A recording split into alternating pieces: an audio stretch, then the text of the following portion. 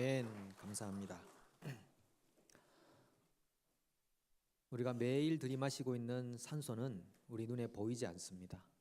무색, 무취. 지금 지구상의 많은 생물체들이 대량 소비하고 있는 공기, 그것이 산소인 것이죠. 근데 산소를 우리는 의심하고 마시지는 않습니다. 내가 숨을 쉬었다가 혹시 부작용이 있는 건 아닐까, 몸이 이상하게 되는 건 아닐까, 이렇게 의심하고 산소를 마시지는 않습니다. 내가 내 눈으로 산소를 보기 전까지는 숨을 쉬지 않으리라, 이런 분이 있으면 죽어야 됩니다. 다른 방법이 없습니다. 산소는 보이지 않지만 우리가 어릴 때부터 믿고 마시는 것입니다. 의심해 본 적이 없습니다. 그래서 이사야 선지자가 말하기를요, 사람의 생명은 호흡에 있다고 그랬거든요. 산소 마시지 않으면 죽습니다. 얼마나 약합니까? 이거 하나만으로도 사람은 너무 약한 존재입니다. 근데 강한 것처럼 살거든요. 여러분, 숨 안 쉬고 어느 정도 참을 수 있으십니까? 제가 어제 해보니까 1분 5초밖에 안 가더라고요. 죽는 줄 알았습니다. 한 번 더 실험했다가는 쓰러질 것 같더라고요. 예전에는 한 2분까지는 참았던 것 같은데 몸이 상해 가는 것 같습니다. 성질이 급한 분들은 30초도 못 버팁니다. 아예 죽어버리자, 그냥 뭐 이렇게 힘들 바야 하고 그냥 포기해버리죠. 숨 안 쉬면은 그렇게 됩니다. 신기록이 몇 분 정도인지 아십니까? 가장 오랫동안 숨 안 쉬고 참는 신기록 몇 분 정도 될까요? 15분을 안 쉬고 사세요? 인간이 아니문이다인데요. 예. 누가 그러셨어요? 예. 저기 한번 병원 가서 한번 테스트 한번 해보셔야 됩니다. 예. 기록이 9분 20초 정도라고 하는데 굉장하죠.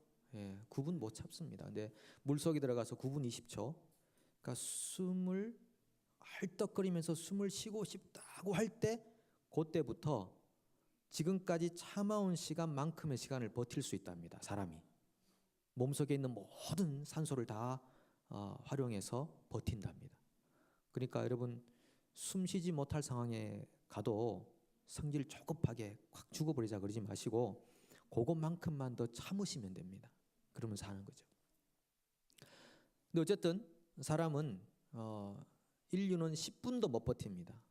뭐 하나님께서 인류의 멸망, 뭐 핵무기 개발, 천재지변 이런 거 일으킬 필요 없습니다. 오늘부터 산소 공급 10분 중단.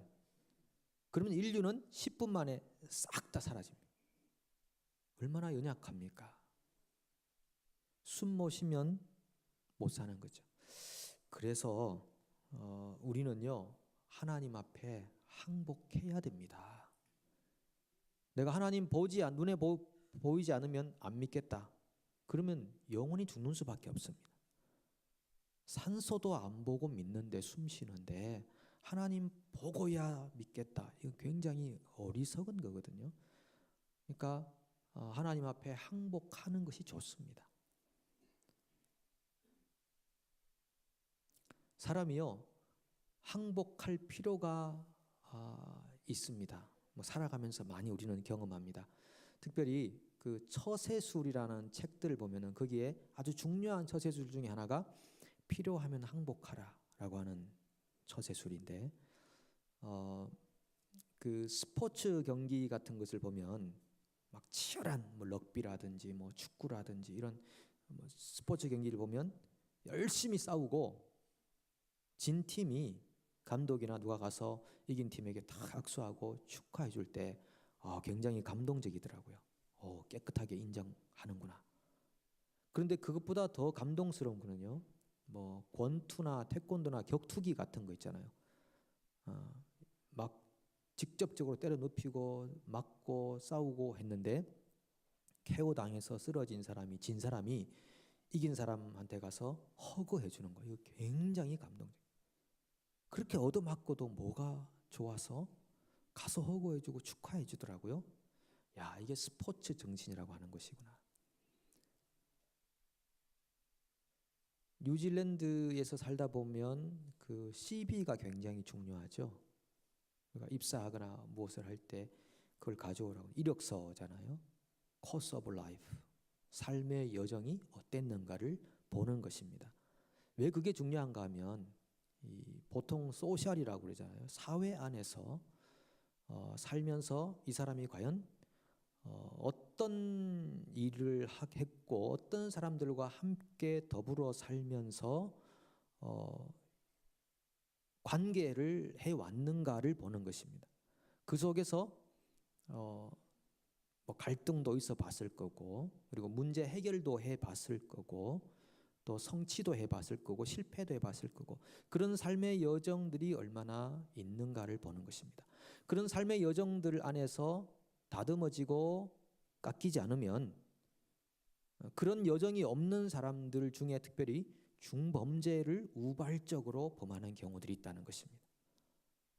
깎이고 다듬어지고 또 항복도 해보고 그러면서 다듬어져야 된다라는 것이 이 사회의 분위기이기도 하고 오늘 하나님 말씀이 우리에게 권면하는 것이기도 하는 것입니다.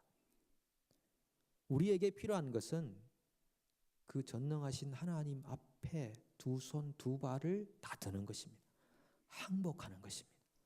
하나님, 내가 졌습니다. 하나님하고 나하고 지금까지 줄다리기 해왔는데 하나님, 제가 졌습니다. 제가 하나님 앞에 두 손 듭니다. 내 인생 하나님 앞에 맡깁니다. 그런데 여러분, 이것이 온전하게 되지 않으면 오히려 항복하지 않은 것보다 못하게 됩니다. 야곱이란 사람은 하나님을 경외하는 가정에 태어났습니다. 그러나 그가 하나님 앞에 항복할 때까지는 20년의 시간이 걸렸습니다. 그전에도 하나님께 제사 드리고 기도하는 사람이었습니다. 그러나 항복하지 않은 상태였습니다. 얼마나 수많은 세월을 고생하며 살았습니까? 마음의 평안도 없습니다. 기쁨도 없습니다. 그저 누군가를 이겨먹어야 하는 그런 생활 속에 살았습니다. 하나님이 굉장히 멀리 있습니다. 자기가 필요할 때만 가서 도와달라고 요청하는 정도의, 이건 항복한 게 아닙니다. 그가 20년의 시간을 보내고 하나님께 돌아오면서 하나님 만나고 결국 장애인이 되고 나서야 하나님 앞에 항복했습니다. 하나님, 두 손 들었습니다. 정말 저보다 더 대단하시네요. 예. 나아만 장군 어떻습니까? 아람에. 그도 장군으로서 굉장히 어떤 자기 줏대가 있는 사람이죠. 근데 요단강에 들어가서 7번 몸을 씻고 나와서 회복된 다음에 체험한 다음에 그가 손들었습니다. 그 손드는 게 결코 쉽지 않은 일입니다. 쉽지 않은 일입니다. 그런데 우리는 손을 들어야 됩니다. 하나님 앞에 손 들어야 됩니다.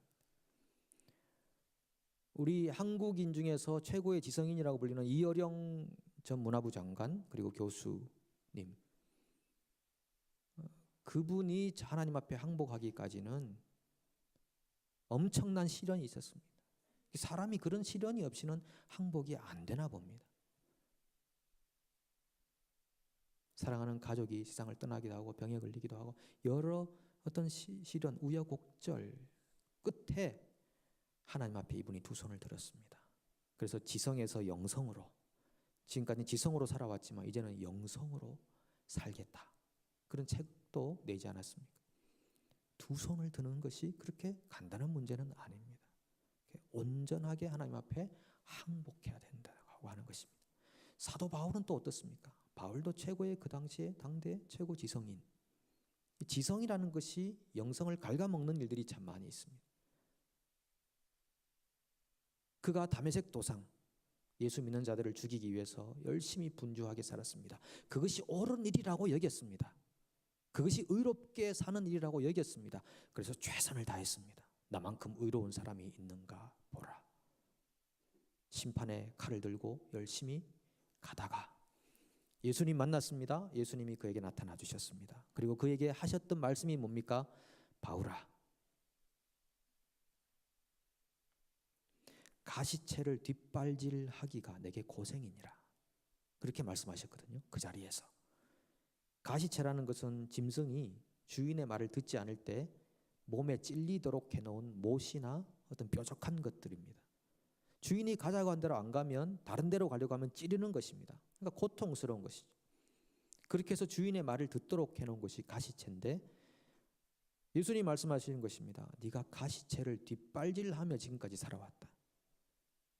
네가 스스로 의롭다고 생각하고 네가 스스로 옳다고 생각했던 그 삶을 살면서 정말 네 삶에 평안이 있더냐, 감사가 있더냐, 기쁨이 있더냐, 행복함이 있더냐, 즐거움이 있더냐, 내가 너에게 주고자 했던 그 만족함이 있더냐, 얼마나 고생스럽게 지금까지 피폐한 삶을 살아왔느냐라고 하는 것입니다. 그래서 그가 예수님을 만난 이후에 이것이 진정한 감사요 만족이구나, 그가 깨달은 것입니다. 그래서 그가 예수를 만나지 않았다면 할 수 없었던 수많은 명언들을 서신서에서 남겨놓은 것입니다. 내가 그리스도로 자족합니다. 그가 그전에도 하나님을 섬기는 사람이었지만 하나님으로 만족스럽지 않았습니다. 뭐 이론적으로는 그랬을지 모르겠지만 그런 고백을 할 수가 없었습니다. 그러나 그가 예수를 만난 다음에 완전하게 항복하고요. 하나님이 예수님이 눈을 멀게 해버렸잖아요. 물론 나중엔 띄워주셨지만 뭔가 사람에게 고통스럽고 장애적인 요소가 발생을 해야 사람은 손을 드나 봅니다.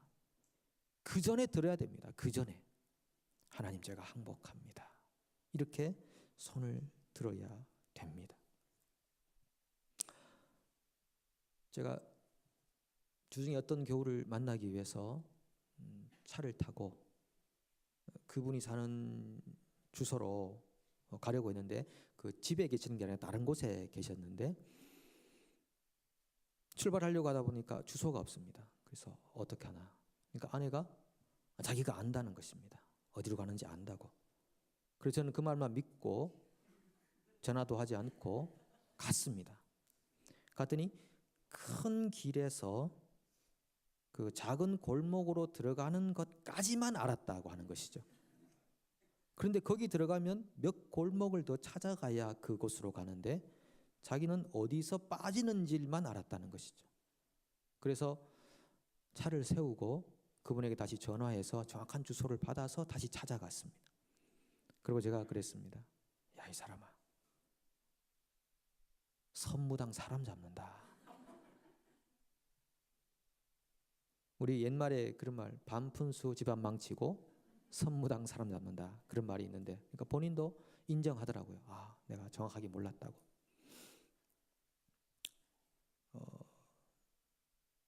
뒷일이 걱정이 됩니다만은 어쨌든 그랬습니다. 여러분, 우리가 하나님께 항복을 확실하게 하지 않으면요, 어중간하게 하고 있으면 항복 안 한 것보다 못합니다. 항복 안 한 사람은 어떤 순간에 이르러서 하나님께 항복을 할 수 있습니다. 그런데 내가 항복했다고 생각하고 어중간하게 한 사람은요, 항복할 기회도 놓칠 수도 있습니다. 하려면 확실하게 하나님 앞에 올인하십시오. 믿으려면 확실하게 그냥 믿어버리십시오. 그 내 몸을 맡기려면 하나님께 확실하게 맡겨버리십시오. 그때 맡기는 만큼 평안이 찾아오고 맡기는 만큼 감사가 생기는 것입니다. 기쁨이 생기는 것입니다. 피폐하지 않습니다. 메마르지 않습니다. 그런 삶 살아야 되지 않겠습니까? 하나님 오늘 우리를 초대하시는 것입니다. 네 몸을 나한테 완전히 한번 던져봐라. 확 한번 그냥 믿어봐라. 하나님 말씀이 진리라고 믿고 한번 따라와 보라. 이렇게 하나님 우리를 인바이트 하시는 것입니다. 매주 인바이트 하시는 것입니다. 이 본문의 9절에 보면요, 기록된 바 하나님이 자기를 사랑하는 자들을 위하여 예비하신 모든 것은 눈으로 보지 못하고 귀로 듣지 못하고 사람의 마음으로 생각하지도 못하였다 함과 같으니라. 하나님이 예비해 놓으신 것을 사람은 보지도 듣지도 생각하지도 못했다라고 하는 것입니다. 이것은 사람의 무능함을 얘기하는 것입니다. 하나님이 아무리 좋은 걸 예비해놔도 사람이 자기의 지혜와 지식으로는 절대 찾을 수 없다는 것입니다. 감추어졌다고 하는 것이잖아요. 그런데 여전히 우리가 우리의 지혜와 경험으로 하나님을 안 알 수 있다고 생각하는 것은 아주 어리석은 생각인 것입니다. 만약에 인류가 지혜와 지식으로 쌓아놓은 업적으로 하나님이 예비해 놓으신 것을 알 수 있었다면 예수를 십자가에 못 박지 않았을 것이다. 인류는 지금까지 철학, 의학, 문학, 공학, 예술 엄청난 업적을 쌓아왔습니다. 엄청나게 발전을 했습니다. 그럼에도 불구하고 하나님이 준비해 놓은 복음을 이해할 수는 없었습니다. 사람의 지혜로서는 하나님의 복음을 이해할 길이 없었다고 하는 것입니다. 그 어떤 인간도 산소를 눈으로 볼 수 없듯이 인간의 그 어떤 지혜나 업적도 하나님이 준비한 복음을 이해할 수 있는 지혜는 없었다고 하는 것입니다. 그래서 바울이 이렇게 말합니다. 1절에 보면 형제들아 내가 너희에게 나아가 하나님의 증거를 전할 때 말과 지혜의 아름다운 것으로 아니하였나니 4절에도 내 말과 내 전도함이 설득력 있는 지혜의 말로 하지 아니하고 바울이 자신의 말과 지혜로 고린도 교인들에게 다가가지 않았습니다.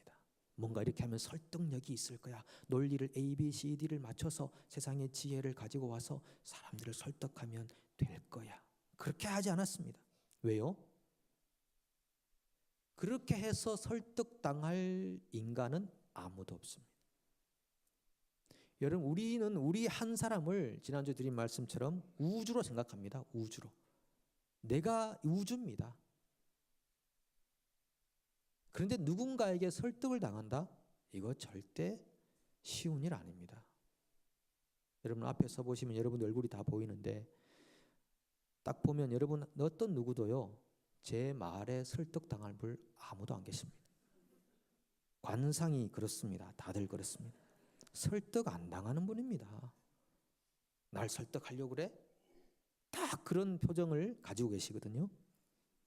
그런데 여러분이 믿음을 떠나지 않고 믿음 안에 사는 것은 그 어떤 사람이나 인간의 지혜로운 설득의 말에 의해서가 아니라 위에 계신 하나님의 능력으로 된 것입니다.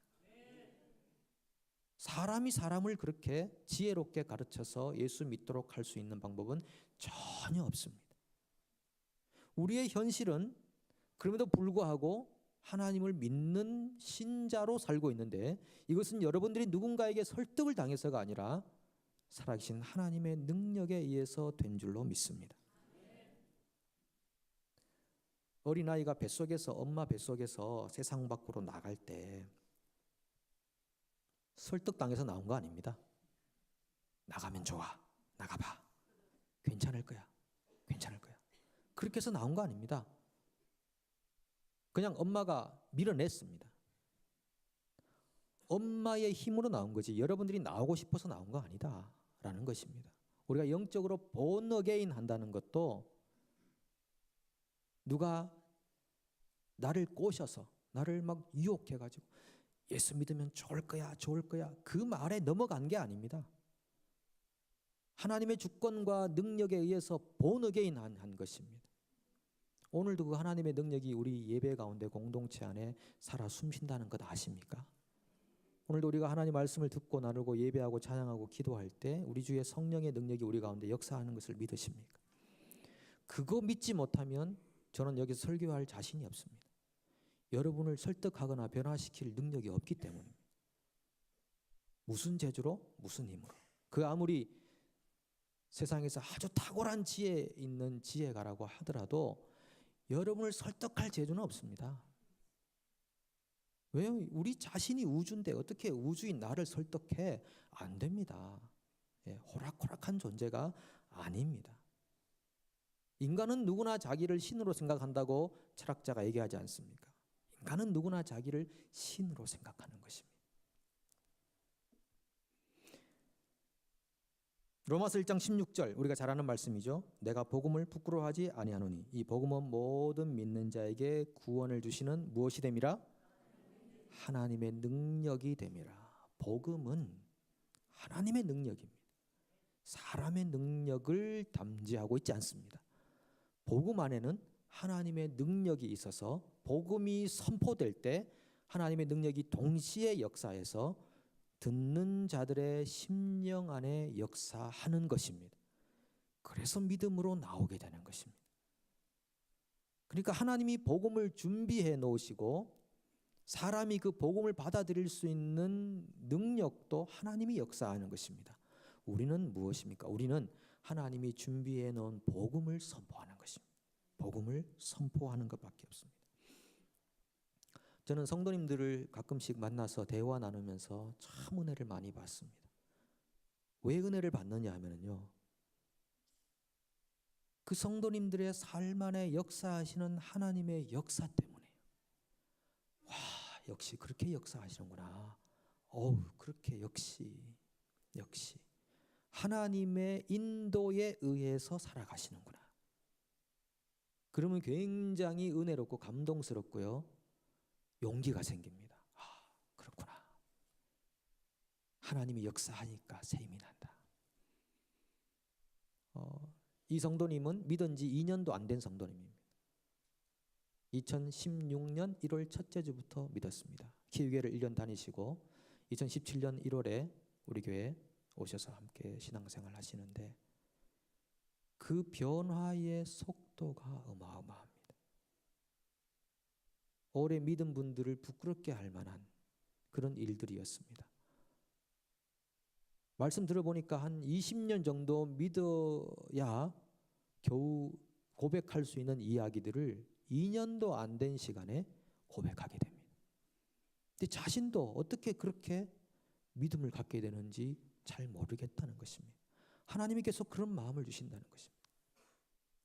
2년 안 됐는데 지금 다른 안 믿는 사람에게 전도하고 있습니다. 예수 믿어야 돼요. 예수 믿어야 돼요. 누군가를 위해 기도하고 있습니다. 누군가를 위해 기도하고 있습니다. 가장 큰 변화는 가정에서입니다. 자녀들이 엄마의 변화에 덩달아 변화가 됩니다. 자녀를 변화시킬 수 있는 가장 빠른 지름길 앉혀놓고 매일 가르친다? 양육한다? 자녀들이 아마 도망가 버릴 겁니다. 나 집 나갈 거예요. 내일부터 플랫 하러 나갑니다. 용서해 주세요. 그럴 겁니다. 부모가 변화되면 자녀는 덩달아 변화됩니다. 놀랍습니다. 그러니까 이 성도님이 그전에는 자녀들 성적까지 자세히 다 저 몇 점 이런 거 다 배우고 있었대요. 그래야 지도를 제대로 해주니까.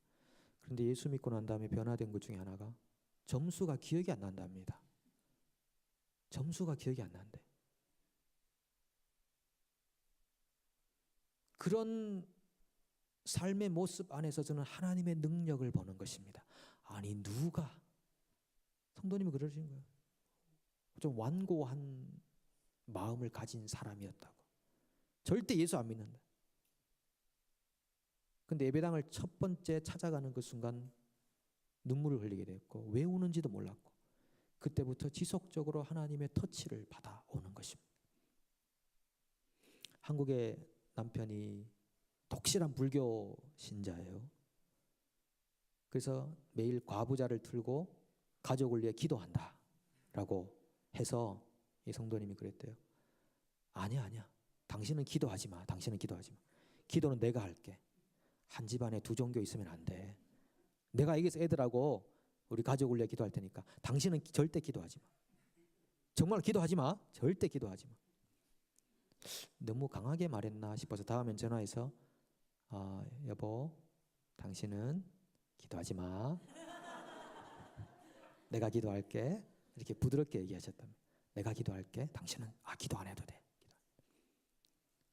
그런 믿음의 확신과 하나님 앞에 자기를 드리는 너무 행복한 거죠. 너무 행복한 거죠. 그전에 알지 못했던 새로운 세상을 오아시스를 만나는 것입니다. 이게 이런 것이구나. 신앙생활이라는 게 이런 것이구나.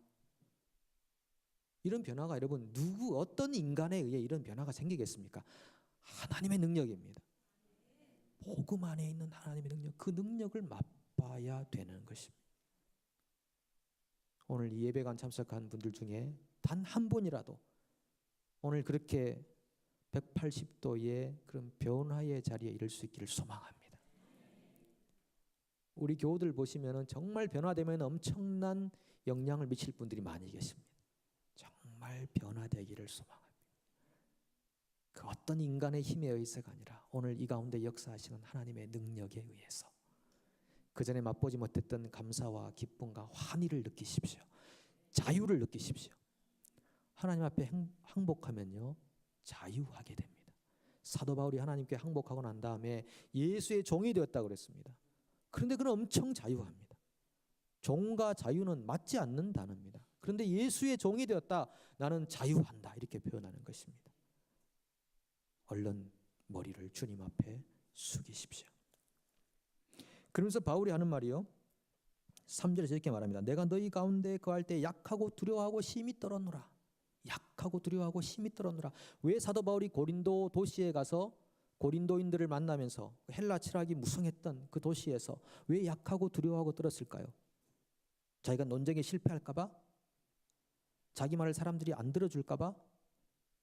전도의 실패자라고 낙인 찍힐까 봐 두려웠을까요? 아닙니다. 그가 약하고 두렵고 떨린 이유는 자기가 복음을 전하지 않고 자기의 철학이나 지혜를 전할까 봐 두려워하고 약하고 떨었다고 했습니다. 복음 전하지 않고 자기의 지혜와 철학을 전할까 봐 두려워했다라고 하는 것입니다. 그 지혜와 철학으로는 절대 사람을 바꿀 수 없거든요. 그래서 바울은 내가 주 예수 그리스도의 십자가에 못 박히신 것과 그의 부활만을 증거하기로 작정하였습니다. 그 메시지 안에 하나님의 능력이 들어있어서 그런 것입니다. 바울은 그것만을 증거했다라고 하는 것이죠. 영국의 철학자이면서 수학자인 화이트헤드라는 분이 있습니다. 이분 참 대단한 분이죠. 이분이 원래 기독교 집안에서 태어났는데 철학을 하고 수학을 하다 보니까 아주 깊이 들어가다 보니까 신에 대한 회의가 들기 시작했습니다. 그 신앙이 뭐 미지근도 아니고 뭐 어떤 미지근하게 이렇게 살아온 거죠. 뭐 집안은 기독교 집안인데 물은 좀 먹었는데 뭐 하나님에 대해서 그렇게 뭐 신자라고 할 정도는 아니었죠. 문화적으로 기독교 안에 사는 사람이었는데 나이가 좀 들어가지고 이제 길을 가다가 겨울에 찬송 소리가 길에서 들려옵니다. 그래서 이게 무슨 찬송인가 봤더니 눈구덩이에 빠진 한 할머니가 찬송을 부르고 있는 거죠.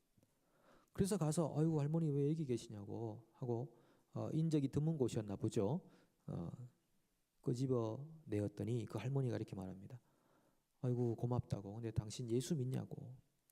그러니까 뭐 저는 기독교 집안에 자랐지만 지금 뭐 그렇게 믿음 생활 안 합니다. 그러니까 아이고 빨리 예수 믿으라고. 지금 나이도 굉장히 많은 것 같은데 그러다가 갑자기 세상을 떠나면 어떡하려고 그렇게 예수를 안 믿냐고 이렇게 말하는 겁니다. 그런데 그 할머니가 그렇게 말하는 그 말에 그 진정성이 느껴지는 것입니다. 그 자기는 그냥 눈구덩이에 빠져서 사람이 아무도 자기를 못 구해줄 것 같으니까 찬송 부르다가 죽으려고 했다는 것이죠. 과연 이 할머니는 뭘 믿고 저렇게 당당하게 살 수 있는가? 그래서 이분이 좀 그런 영향을 받고 교회를 출석을 했는데 교회를 딱 출석했는데 그 교회 목사님이 보니까 화이트헤드가 앉아 있거든요. 아주 위대한 철학자가 앉아 있거든요. 그래서 이 목사님이 내가 철학적으로 어떻게 설명을 좀 잘할까 고민을 하고 이 설교를 하면서 아주 철학적인 얘기를 막 하기 시작했습니다. 그 사람에게 좀 도움이 됐을까? 그 둘째 주에 왔는데 지난주에 좀 도움이 됐나 보다. 또 둘째 주에도 철학적으로 막 풀어갔습니다. 저 사람이 좀 변화되면 좋겠다 싶어가 철학적으로 막 3주를 이분이 철학적으로 얘기를 했습니다. 그러니까 3주 뒤에 화이트헤드가 목사님 방을 찾아왔습니다. 그러니까 이 목사님이 이제 교회 등록하고 제대로 신앙생활을 하려고 하나 보다. 잘 먹혔나 보다 막 그래가지고 만났더니 이분이 하는 말이 자기 얘기를 하는 거죠. 제가 눈구덩이에서 할머니 만났는데 할머니가 찬송 부르고 저한테 예수 안 믿냐고 믿으라고 그러다가 세상 떠나면 어떡할 거냐고 그렇게 해서 교회를 왔는데 나는 예수에 대해서 듣고 싶어서 왔는데 목사님 왜 자꾸 철학적인 얘기를 합니까? 저한테 예수 얘기 좀 들려주십시오. 그렇게 얘기했다고 하는 것입니다. 강단에 서 있는 저도 심히 두렵고 떨립니다. 절대 사람에게 도움되지 않고 변화시킬 수 없는 철학이나 문학이나 예수를 얘기할까 봐 걱정됩니다. 두렵습니다. 정말 예수의 복음, 사람의 생명을 돌아오게 하고 회개하고 변화시키는 하나님의 능력이 있는 예수의 복음을 전하고 싶은 열망이 제 속에 있는데, 혹시 제가 여러분들을 바라보면서 혹시 다른 얘기를 원하시나, 이렇게 유혹이 되어서 복음 아닌 이야기를 할까 봐 심히 두렵고 떨리는 것입니다. 제가 제 사역의 지난 날을 쭉 한번 돌아봤습니다. 많이 그런 적도 있었겠구나 생각해 보는 것입니다. 하나님 죄송합니다. 인간의 지혜를 전하려고 했다면 용서해 주십시오. 저도 모르고 했을지 모르겠습니다. 심히 두렵고 떨립니다. 하나님의 복음만 선포할 수 있도록 하나님 저를 사용해 주십시오. 여러분 그렇게 저를 위해 기도해 주십시오. 오늘도 하나님의 능력이 복음 안에 들어있는 줄로 믿습니다. 여러분 복음 앞에 마음을 여십시오. 어떤 삶의 상황으로 마음이 닫혀 있는지 모르겠습니다. 그런데 그건 다 시험입니다. 사탄의 유혹입니다. 어떤 상황에 있다 할지라도 하나님 앞에 마음 여는 것만큼은 여러분 포기하지 마십시오. 빼앗기지 마십시오. 그래서 하나님께 항복하십시오. 경찰서 30개 세우는 것보다 교회 하나 세우는 게 낫다는 말이 있습니다. 여러분 동의하십니까? 경찰서 30개는 왜 세웁니까? 사람들이 악을 행하고 죄를 짓는 것을 단죄하고 심판하고 또 안전하게 사람들을 보호하기 위해서 세우는지 모르겠습니다. 그러나 그 사람들의 마음을 근본적으로 변화시킬 수는 없습니다. 더 중요한 것은 진정한 교회가 세워져서 하나님의 능력의 복음이 선포되어서 사람의 근본을 바꿔주는 것입니다. 오늘 우리 교회가 그런 교회가 될 수 있기를 소망합니다. 히브리서 9장 13절 14절을 같이 한번 읽어보겠습니다. 염소와 황소의 피와 및 암송아지의 죄를 부정한 자에게 뿌려 그 육체를 정결하게 하여 거룩하게 하거든 하물며 영원하신 성령으로 말미암아 흠없는 자기를 하나님께 드린 그리스도의 피가 어찌 너희 양심을 죽은 행실에서 깨끗하게 하고 살아계신 하나님을 섬기게 하지 못하겠느냐. 아멘. 염소 황소의 피도 구약 제사에서는 사람의 죄를 정결하게 하는 기능을 했는데, 영원하신 성령으로 흘리신 아들 예수 그리스도의 피가 너희를 망령된 죽음의 행실에서 건질 뿐 아니라 하나님을 섬기게 하지 못하겠느냐라고 하는 것입니다. 두 가지죠. 우리를 죽은 행실에서 깨끗하게 하는 것, 우리 죄를 속죄하고 용서해 주시는 것도 주님의 피가 하는 것이지만, 적극적으로는 우리가 살아계신 하나님을 항복하며 섬길 수 있는 능력도 주신다는 사실입니다. 오늘 그 주님의 보혈의 능력을 믿으십시오. 그 보혈의 능력이 우리를 하나님을 섬기도록 만들어 주십니다. 여러분들께 두 가지만 여쭙고 마칩니다. 첫 번째는요, 하나님의 능력, 예수님의 보혈의 능력이 우리를 죽은 행실에서 깨끗하게 하고 하나님을 섬기게 동기부여 하신다는 것을 믿으십니까?